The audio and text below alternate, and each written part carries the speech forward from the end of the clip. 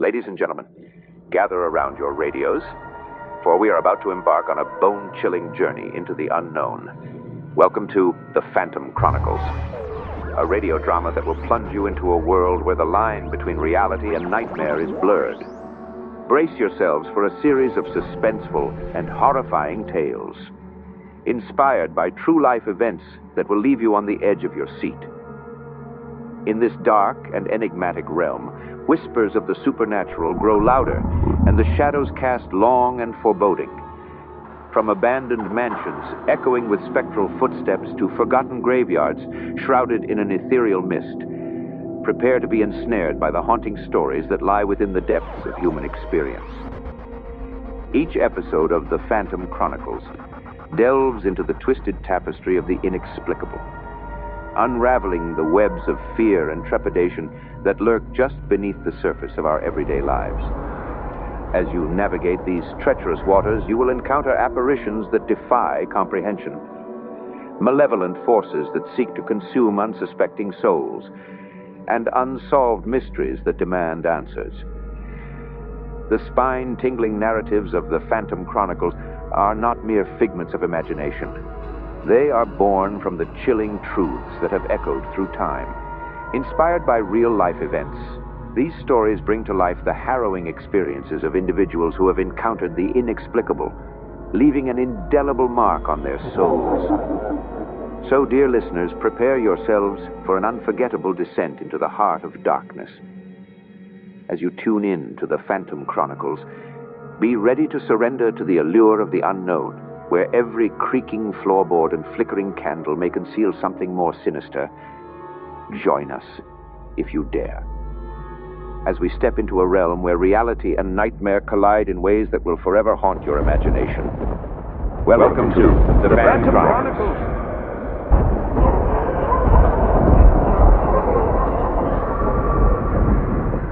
The scorching sun beat down on the desolate landscape of Bombay Beach, California, as the town stood as a mere remnant of its former glory. Once a bustling resort town along the shores of the Salton Sea, it now lay abandoned, its buildings weathered and worn by time. This was the last known location of John Thompson, a traveling salesman who vanished without a trace under mysterious circumstances. John had been on a routine business trip, traveling across the country to meet potential clients. Bombay Beach was just another dot on the map, a small town he had never heard of before. He checked into an old rundown motel that had seen better days, its faded sign barely readable. The motel sat near the edge of the Salton Sea, a vast lake surrounded by a barren landscape. Its once vibrant waters had turned into a saline wasteland. Locals whispered tales of cannibals who supposedly inhabited the area, a group driven to madness by a potent and dangerous new animal tranquilizer. As John settled into his room, he couldn't help but notice the eerie silence that engulfed the place. There were no other guests, no sign of life besides the occasional gust of wind whistling through the dilapidated buildings. Unease settled in the pit of his stomach, but he shrugged it off as a product of fatigue from a long day on the road. That evening, John decided to explore the town in search of a place to grab a bite to eat. As he walked through the deserted streets, he noticed a few dilapidated houses and abandoned businesses, remnants of a forgotten past. The few people he encountered seemed distant, their eyes filled with a sense of resignation. Entering a small diner, John hoped to find answers to his questions about the town and perhaps strike up a conversation with the locals. The diner was a relic frozen in time, its walls adorned with faded photographs and old menus. The owner, an elderly man named Harold, greeted John with a weary smile. Over a cup of lukewarm coffee, John mentioned his reason for visiting Bombay Beach. Is it just me, or does this place feel like a ghost town? You're not the first one to notice that. Bombay Beach isn't what it used to be. What happened? I remember when this place was bustling with life. Yeah, those were the good old days, but things changed, you know. People moved away, businesses shut down. It's like everyone just vanished into thin air. That's hard to believe. I mean, there must be a reason behind it all. Look, I really shouldn't say anything, but since you seem curious, there are rumors, dark rumors. Rumors? What kind of rumors? Well, some folks say there were human remains found around here, and there are whispers of cannibals lurking in the shadows. Cannibals? Come on, Mac. You can't be serious. That sounds like something out of a horror movie. I wish I was joking, but it's what I've heard. People claim they saw strange individuals acting unnatural, but I can't say for sure. You understand? It's all hearsay. I find it hard to believe. There must be a more reasonable explanation. Maybe it's just a coincidence that people left. Maybe you're right. Maybe it's all just rumors and stories. I've said too much already. I don't want to talk about this anymore. I'm sorry if I pushed you too far. I didn't mean to upset you. Sensing the man's unease, John decided to press no further, paying for his meal and leaving the diner with a lingering feeling of distrust. As the night descended, John returned to the motel, his mind filled with thoughts of the strange occurrences in Bombay Beach. The motel's flickering neon sign offered little comfort, casting an eerie glow on the desolate surroundings. Tired from the day's journey, he fell into a restless sleep, plagued by dreams of shadows lurking in the dark. The next morning, John failed to show up for his scheduled appointments, causing alarm among his colleagues and loved ones. A search party was organized, scouring the streets of Bombay Beach, the desert dunes, and the murky shores of the Salton Sea. Yet there was no trace of the missing salesman. Rumors continued to circulate about the presence of cannibals in the area. Some speculated that John had become a victim of their madness, while others dismissed it as mere urban legends born out of the town's desolate atmosphere. The local authorities struggled to make sense of the situation, torn between investigating the rumors and searching for more concrete evidence. As weeks turned into months, the case of John Thompson's disappearance grew cold. The media attention faded, leaving only a handful of dedicated individuals still determined to uncover the truth. Among them was Detective Sarah Mitchell, a seasoned investigator known for her unwavering resolve. Detective Mitchell arrived in Bombay Beach, her mind focused on unraveling the mystery surrounding John's vanishing. She delved deep into the town's history, unearthing forgotten tales of its heyday as a thriving resort destination. With each passing day, she became more convinced that the rumors of cannibals and a deadly form of animal tranquilizer might hold a grain of truth. Her investigation led her to the outskirts of the town, where she discovered a hidden network of tunnels beneath the abandoned structures. These tunnels had once been used during the town's prosperous years, connecting the various businesses along the shoreline. Now they lay in disrepair, serving as a haunting reminder of a bygone era. Determined to uncover any evidence that could shed light on John's disappearance, Detective Mitchell ventured into the dark labyrinth. The stale air and dim lighting added to the eerie atmosphere as she cautiously made her way through the maze-like passages. The sound of dripping water echoed in the silence, adding to her growing unease. Finally, she stumbled upon a hidden chamber deep within the tunnels. It was here that the truth began to unravel before her eyes. The walls were adorned with grotesque murals, depicting scenes of cannibalistic rituals and drug-induced frenzy. Piles of discarded drug paraphernalia littered the floor, confirming the presence of the deadly new psychotropic drug. Detective Thompson entered a room with half-eaten human remains. The smell made her retch. Detective Mitchell's heart raced as she pieced together the horrifying puzzle. She realized that the rumors were not entirely baseless. A small group of individuals formed an occult group that had turned to cannibalism. The new drug was used in their rituals with unexpected results. It literally turned the participants into mindless zombies who craved human flesh.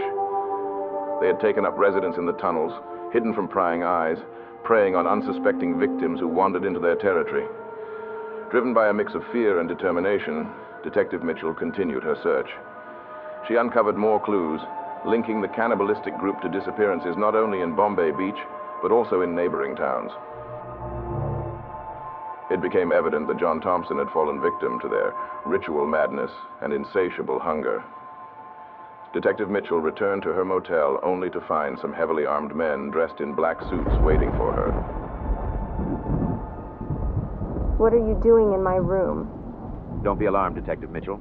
I am Commandant X. I head the MK Ultra project for the U.S. government. So you're the one responsible for those poor souls in the catacombs below the city. I'm not sure what you're talking about. Don't play dumb with me. I know you've been keeping those cannibals high with that souped-up animal tranquilizer. That's classified information. I don't care if it's classified. I'm gonna blow the lid off this project. You can't do that. Watch me. If you do that, you'll regret it. I'm not afraid of you. You should be very afraid. You see, Detective Mitchell, I know very powerful people who would like nothing more than to have you disappear. Of course, I could make your demise slow and painful. Or we could forget everything that was said this evening, and you could drop the case and never speak of it again. It's your choice, Detective Mitchell. The next day, Detective Mitchell is found dead in her apartment. She has been brutally murdered. The police are baffled by the crime scene. There are no signs of forced entry, and no witnesses have come forward. The only clue are some satanic symbols painted on the wall of her motel room. Symbols that appear to be painted in human blood.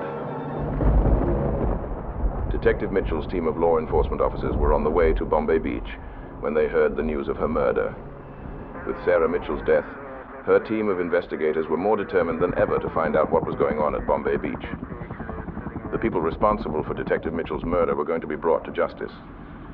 In a carefully planned operation, they descended upon the tunnels, arresting the members of the satanic group and rescuing those who had become their captives.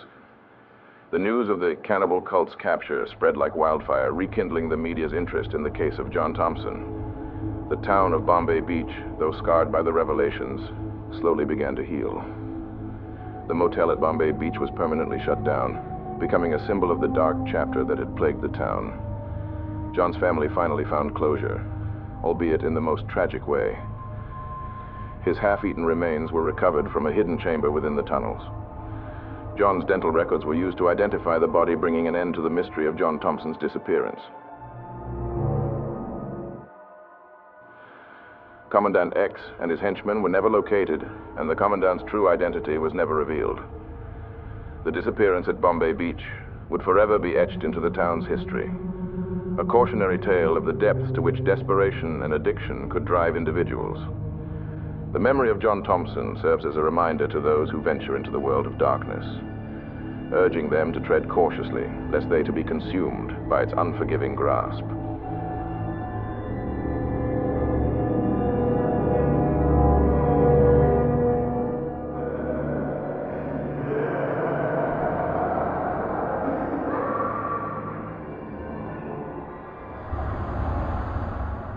Your Excellency and esteemed members of the Council of Lamb, I assure you, the termination of the mind control program in Bombay Beach was beyond my control.